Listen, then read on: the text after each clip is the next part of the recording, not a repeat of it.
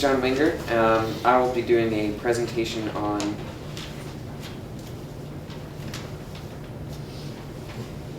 corrupting emerging democracies, a review of the literature thus far on the topic.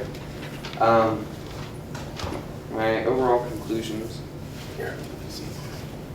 Sorry.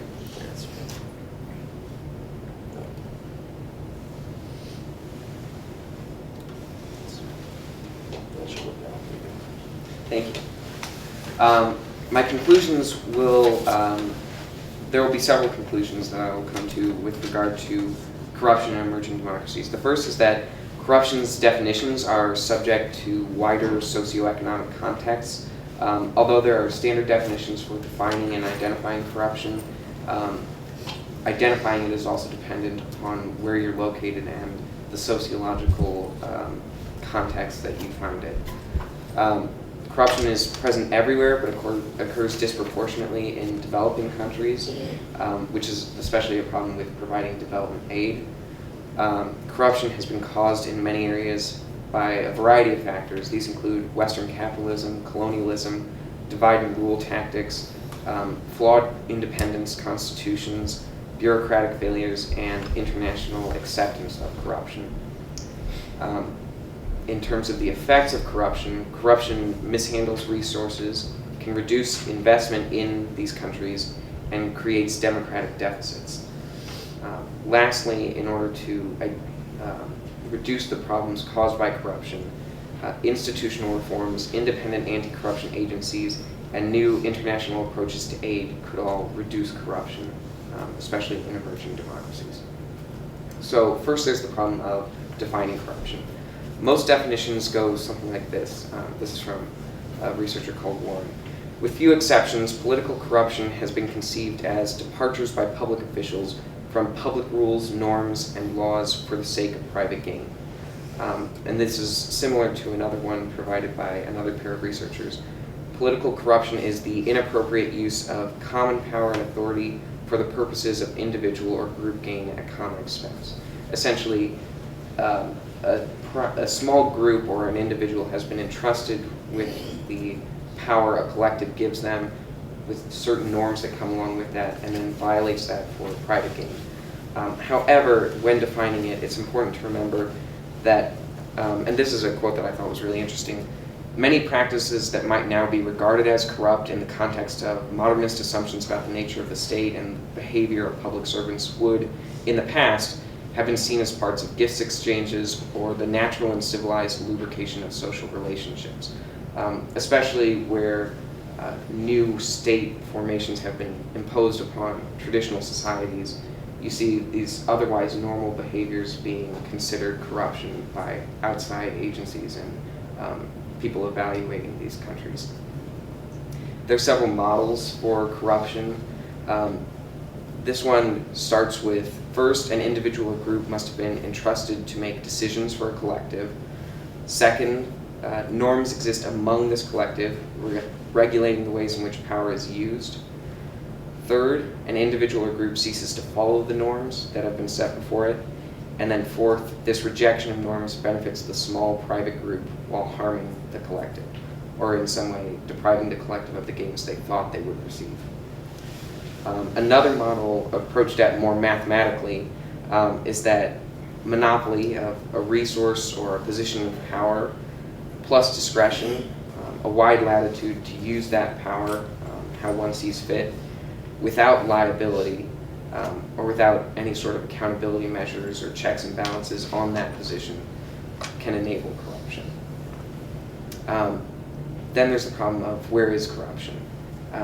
Transparency International has a corruption perceptions index. They take an evaluation each year of almost every country around the world and try to identify citizens' independent experiences of corruption within their countries.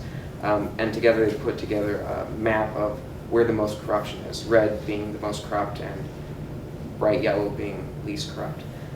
As you can see, areas that we generally consider developing countries host more democracy than the more developed countries. However, it's not uniform. Certainly, not all developing countries are equally corrupt, and GDP per capita, while some indication, is not a perfect indicator of corruption in these areas. So it's important to look at other causes of corruption. The first major cause I'll look at is Western capitalism.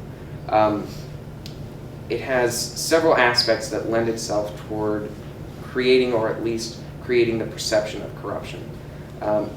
Corruption requires a monetary economy and a differentiation of public and private interests, which doesn't necessarily happen in traditional societies, but when more complex financial institutions are introduced, can lead to the perception of corruption. Another researcher said that the introduction of market values into public administration, especially more Western values of self-interest and rational economic thought toward procurement of money, can lead to corruption. And capitalism also underpins some modern assumptions about corruption, because capitalism allows for tracking of resources more explicitly, whereas before it might be more informal gift exchanges. Now there's specific price tags put upon a lot of transactions. Another cause of corruption is colonialism. Colonial leaders, especially the British were one example common in the research, appoint regional authorities and then often encourage them to skim off taxes as much as 10%, which institutionalized kickbacks in many of these colonies established, especially by the British, as I said. And regional appointees were also told to act decisively and often with little direct supervision, which can also lead to the roots of authoritarianism, or at least a lack of accountability in these emerging democracies. Another cause of corruption is divide and rule tactics. This was also common to British colonies in particular. The divide and rule tactics encourage ethnocentrism especially, and also lead to potentially nepotism and tribalism, where even if the benefits of corruption are not going to a particular individual, they may be garnered toward a particular ethnicity or tribal group. This can be seen especially in one infamous example would be Rwanda, where ethnic conflicts were encouraged, or at least the tensions made more clear to help the colonizer rule over the area. Another cause of corruption would be the constitutions created in independence movements in former colonies. These are often crafted with the help of former colonial powers, giving them some say in how the country might later be run. And these constitutions can often centralize power, limit democratic participation, facilitate state economic control, and all of those factors can lead to a lack of goodwill amongst the public once they sort of see these factors in action. Another factor leading to corruption is bureaucratic failures. Especially these five really enhance corruption throughout the bureaucracy. Bureaucratic secrecy, where people don't necessarily know what's going on within their governmental agencies. Absence of mutual surveillance, lack of ability to check other departments, lack of legislative to check executive, etc. Protracted rule, or people holding positions for too long, especially in the executive branch. Inefficiency and delays is another method of reducing accountability, makes it more difficult to track the process of legislation or enactment of legislation. And political appointment. Without merit-based civil service, it makes it more likely that those individuals will be responding to other motives rather than just the work that they're supposed to have in front of them. Lastly, as another cause of corruption, international condemnation or international acceptance. When funds are knowingly sent into a corrupt regime with a level of certainty that money will be diverted from its target, it can become an inherent endorsement of the corruption in some cases. This is a bit more contentious in the literature, but there are certain examples that lend itself towards supporting this hypothesis. Especially the Cold War saw both sides looking to fund parties that would be more receptive to their ideology, regardless of necessarily the corruption within those regimes. Two groups that get accused of this as well can be the IMF and the World Bank, although they do have some more restrictions on where the aid is sent. Certainly, some groups think that they need to take a tougher stance on the corruption within regimes. So what are the effects of all this corruption? The first, obviously, is misallocating funds. People pay tax for collective programs, for specific programs that they believe will benefit everyone. And those are instead forsaken for personal aims, for siphoning the money for oneself. A case in point is the Anglo-Leasing finance scandal in Kenya, where a leasing program designed to finance security for Kenya was instead diverted into campaign funds for the ruling party. So people were, paying into it, or at least encouraging the program to support collective security, but instead it went to the personal hands of private interests to finance their own campaigns. Another major effect is diminishing investment. There's some quantitative information about this, but I thought this case study was particularly interesting. To invest in a Russian company, a foreigner must bribe every agency involved in foreign investment, including the Foreign Investment Office, the relevant industrial ministry, the finance ministry, the executive branch of the local government, the legislative branch, the central bank, the state property bureau, and so on. The obvious result is that foreigners do not invest in Russia. The sort of systematic level of corruption adds what has been called a corruption tax, where obviously it's an informal tax, but it adds extra fees onto trying to invest or participate in a country's economy.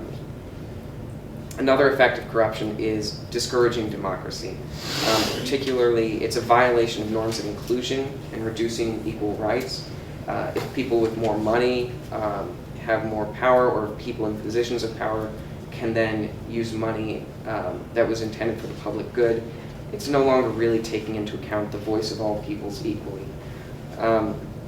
It also leads to widespread mistrust and a lack of legitimacy in the government.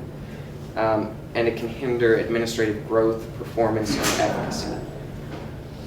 Now, in terms of combating corruption, there's several tactics that can be encouraged to help reduce the level of corruption in emerging democracies. The first is institutional reforms. Guaranteeing economic rights, especially trying to ensure a livable wage so that people don't have to resort to corruption as a means of income, can be very helpful. Enhancing recruitment, compensation, and training for civil servants, especially making sure that it's merit-based rather than politically appointed, also ensures that they're loyal to a government, or loyal to the people rather than a specific individual or party. Freeing the legislature, judiciary, and civil service from the power of the executive, and allowing them especially checks and balances on other branches also helps to reduce the effects of corruption. And finally, establishment of a code of ethics for public servants, so that there's a set of norms listed and a certain set of procedures for making sure that those norms are held throughout the civil service. Another tactic to combating corruption is independent anti-corruption agencies. To form those, it requires three main things. They have to be independent and imbued with all the necessary powers to investigate corruption within the government. They have to have unqualified support from political leadership, essentially a wide range of latitude so that members cannot be fired if they start investigating corruption within a particular government. And they must also actively report corruption and provide meaningful solutions to it. The last tactic to combating corruption is international cooperation. There's two main perspectives on this that kind of conflict with each other. The first is that groups should evaluate corruption before providing aid, and the other thinks that depriving countries of this aid would deprive those most in need, especially in developing areas. I think the true solution probably is somewhere in between. Countries and aid groups need to be more need to look more closely at where they're providing aid and whether corruption would reduce the efficacy of their aid programs. But if there's an immediate humanitarian crisis, sometimes corrupt regimes are the places affected by those, and you have to fund them regardless of the corruption in that regime. Here's a bibliography of sources, C through M and M through W. Any questions? I guess I'll do that afterwards.